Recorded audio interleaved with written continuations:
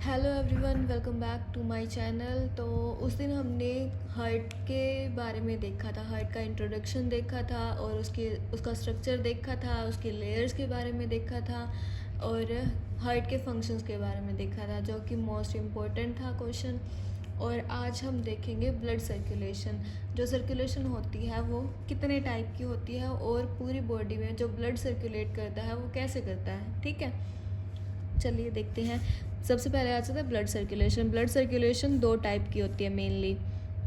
एक होती है पल्मोनरी ब्लड सर्कुलेशन, सेकंड होती है सिस्टमिक सर्कुलेशन। ठीक है, उस दिन भी मैंने बताया था कि पल्मोनरी सर्कुलेशन क्या होती है और जो सिस्टमिक सर्कुलेशन है वो क्या होती है।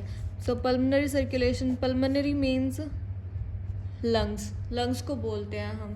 ठीक है, जो हार्ट और लंग्स के बीच में सर्कुलेशन होती है, heart lungs then back to the heart, इस सर्कुलेशन को हम बोलते हैं पल्मोनरी सर्कुलेशन। ठीक है, सिस्टमिक सर्कुलेशन जो heart body then back to the heart.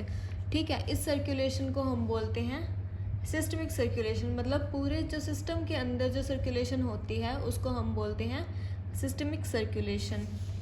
ठीक है, अब हम एक बार हार्ट के डायग्राम से भी देख लेते हैं, जो कि मतलब पहले मुझे भी बहुत कॉम्प्लिकेटेड लगता था हार्ट का डायग्राम, पर मतलब मेन ये है कि आपका कंसेप्ट क्लियर होना चाहिए। डायग्राम मतलब इतना वो नहीं है कि हाँ सबसे अच्छा बनाए तो उसको सबसे ज़्यादा मार्क्स मिलेंगे, या फिर मतलब 5 मार्क्स का क्वेश्चन है तो उसमें से एग्जामिनर 10 दे देगा इम्प्रेस होके। ऐसा नहीं है, मतलब कंसेप्ट क्लियर होना चाहिए। इतनी तो अच्छी डायग्राम मेरा भी नहीं, हमें भी हमारी टीचर ने बताया था। ठीक है, नॉर्मली जो मतलब हम हार्ट बनाते हैं वैसे बना लेना एक बार। ठीक है, देन यहाँ से ये एक वेसल निकाल देनी है। ठीक है,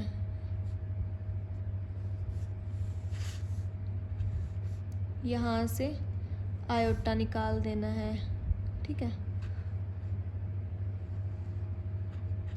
इसकी ब्रांचेस आ जाएंगी 3।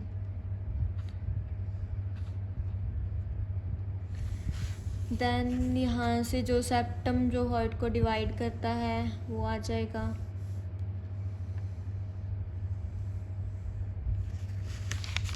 यहाँ होती है सुपीरियर वेना कावा, ये होती है इन्फीरियर वेना कावा।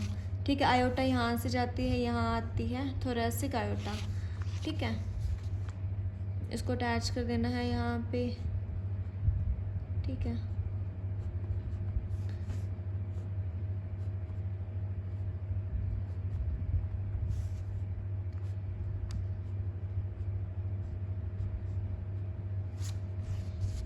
ये आ जाएंगे वाल्व्स जो कि प्रेजेंट होते हैं। ठीक है,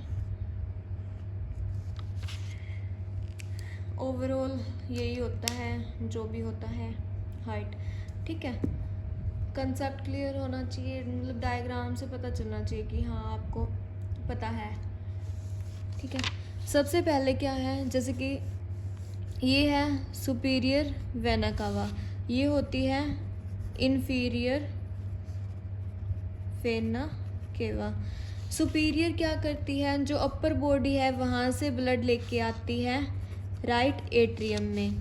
ये होता है राइट वेंट्रिकल, ये लेफ्ट एट्रियम, लेफ्ट वेंट्रिकल। ठीक है, और जो इन्फीरियर वेना केवा है वो मतलब लोअर लेग से ब्लड लेके आती है। ये दोनों ही कहाँ पे ब्लड लेके जाती है, हार्ट के राइट एट्रियम में।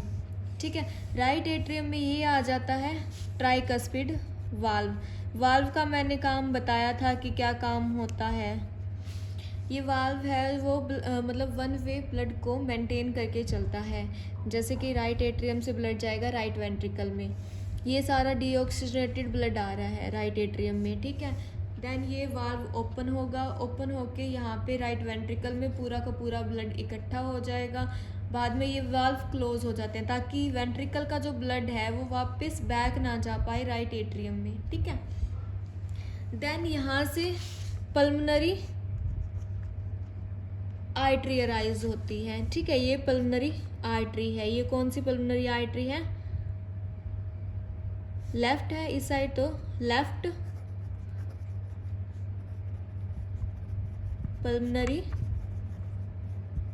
आर्टरी, ठीक है।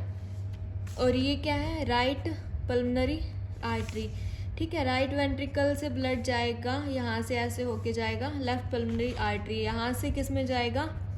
लंग्स में जाएगा। इसमें किससे जाएगा? लंग्स में जाएगा। यहाँ पर ऑक्सीजनेट होगा ब्लड, मीन्स कि ब्लड के अंदर O2 आएगी और CO2 रिमूव होगी, ठीक है। प्योरिफिकेशन होता है ब्लड का, जैसे कि मतलब ऑक्सीजनेटेड डीऑक्सीजनेटेड ब्लड होता है, ठीक है, वैसे। तो ऑक्सीजनेट होके ब्लड लंग से किस में जाएगा? लेफ्ट पल्मोनरी वेन्स, वेन्स में जाएगा। ये है, ये राइट पल्मोनरी वेन है, ठीक है। फिर यहाँ से वेन्स में से जाएगा राइट एट्रियम में, ये हो जाएगा ऑक्सीजनेट ब्लड, ठीक है। मैंने आपको कल भी बताया था कि जो पल्मोनरी आर्टरी है वो कैरी करती है डीऑक्सीजनेटेड ब्लड, डीऑक्सीजनेटेड ब्लड, ठीक है। और जो पल्मोनरी वेन्स हैं वो कैरी करती है ऑक्सीजनेटेड ब्लड। ये क्या है? एक्सेप्शनल केस है, एक्सेप्शन आ जाती है यहाँ पे, क्योंकि बाकी जो बॉडी की जितनी भी वेन्स है वो डीऑक्सीजनेटेड ब्लड कैरी करती है और आर्टरीज ऑक्सीजनेटेड ब्लड कैरी करती है, ठीक है। लेफ्ट एट्रियम से लेफ्ट वेंट्रिकल में आएगा। इस वाल्व को क्या बोलेंगे हम? मिट्रल वाल्व, मिट्रल वाल्व, या फिर बोलते हैं बाइकस्पिड वाल्व, ठीक है, ये बोलते हैं। देन राइट लेफ्ट एट्रियम से लेफ्ट वेंट्रिकल में आया ब्लड, फिर लेफ्ट एट्रियम से कहाँ जाएगा? आयोटा में जाएगा। यहाँ से ब्लड सर्कुलेट होगा यहाँ पे, इसको क्या बोलते हैं? आयोटा बोलते हैं, ठीक है। ये होती है ग्रेटेस्ट ब्लड वेसल, और जो स्मॉलेस्ट मैंने बताई थी वो कौन सी होती है? कैपिलरीज होती हैं, ठीक है। यहाँ से फिर पूरी बॉडी के अंदर सर्कुलेट होगा, ठीक है। होप कि आपको ये हार्ट समझ आया होगा कि ब्लड में कैसे सर्कुलेशन होती है।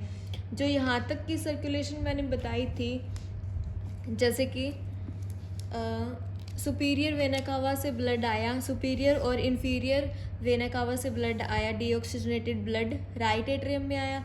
राइट वेंट्रिकल से ट्राइकस्पिड वाल्व ओपन हुए, वहाँ पे राइट वेंट्रिकल में गया, ठीक है। वेंट्रिकल से पल्मोनरी आर्टरी के थ्रू लंग्स में गया, तो लंग्स तक जाने में ये कौन सी सर्कुलेशन होगी? ये होती है पल्मोनरी सर्कुलेशन, ठीक है।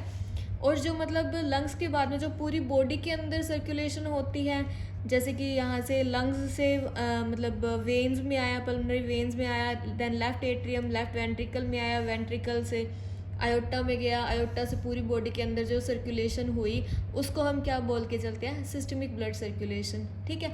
होप कि आपको इतना समझ आया होगा। जो पल्मोनरी आर्टरी के अंदर जो वाल्व प्रेजेंट होती है उसको क्या बोलते हैं? पल्मोनरी वाल्व, ठीक है। और जो आयोटा के अंदर यहाँ पे भी वाल्व प्रेजेंट होती है उसको हम क्या बोल के चलते हैं? आयोटिक वाल्व, ठीक है। ये भी मतलब ओपन होती है जब लेफ्ट वेंट्रिकल से इसमें ब्लड जाएगा आयोटा में, और जो पल्मोनरी आर्टरीज में जब ब्लड जाता है तो यहाँ पे जो वाल्व होती है वो ओपन होती है, ठीक है। एक बार फ्लो चार्ट भी मैं दिखा देती हूँ आपको, जैसे कि ये है, ठीक है। अगर मान लो आपके पास इतना टाइम नहीं है कि आप पूरी एक्सप्लेन करो एग्ज़ाम के अंदर, तो आप ऐसे भी कर सकते हैं, फ्लो चार्ट में भी बना सकते हैं, ठीक है। जैसे कि venous blood from upper limb, head और नेक से किस में जाएगा? सुपीरियर वेना कावा से, ठीक है, जो मैंने अभी बताई थी, इसे बता देती हूँ। ये होती है सुपीरियर वेना कावा, ठीक है। और देन आ जाता है इन्फीरियर वेना कावा। इसमें कहाँ से आएगा? लोअर पार्ट, जो भी मतलब बॉडी का लोअर पार्ट होगा उसमें से इन्फीरियर वेना कावा में आएगा। ठीक है। देन इन दोनों का जो ब्लड होता है वो राइट एट्रियम में आएगा।